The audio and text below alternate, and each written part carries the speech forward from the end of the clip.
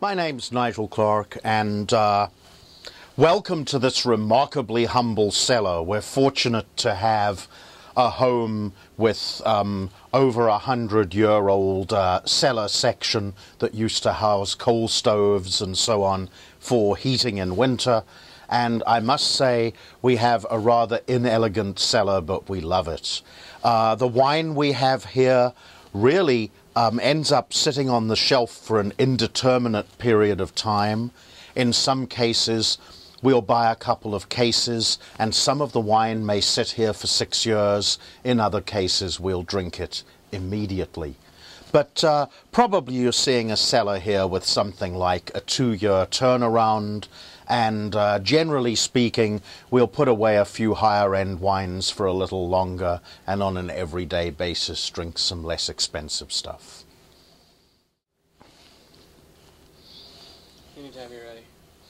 So, Francois, you've asked what kind of wine I like. And, you know, I'm inclined to say mainly I like heavy reds, full-blooded Zins from California, cabs from all over the world, there's no doubt. But then suddenly I realize I love white wine as well. I love Chardonnays. I like dry wines. But then I like a Gewürztraminer, and I'm not adverse to a Sauterne. In fact, Francois, I think I just like wine. So I think you can already tell that I'm the sort of person that isn't necessarily going after very, very light foods. My consumption of alfalfa sprouts is pretty low.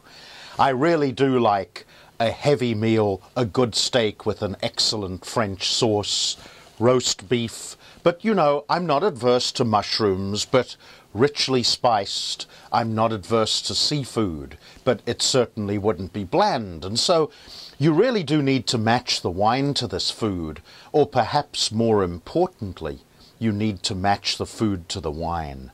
And so if you're drinking heavy reds like a Zin or a Cabernet, then the best bet is actually flavorful beef, go with good marinades, perhaps served with mushrooms, perhaps served with yellow vegetables. That's what I love the most.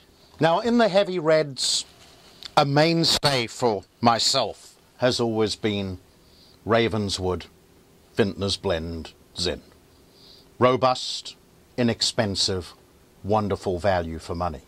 I mean, my attitude is, if I'm not paying for the wine, I'm very happy to go upmarket. But if I'm paying for the wine, this is wonderful. So we could go a little more upmarket.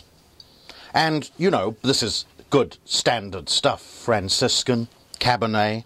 I mean, truly love this as a Cabernet. Wonderful.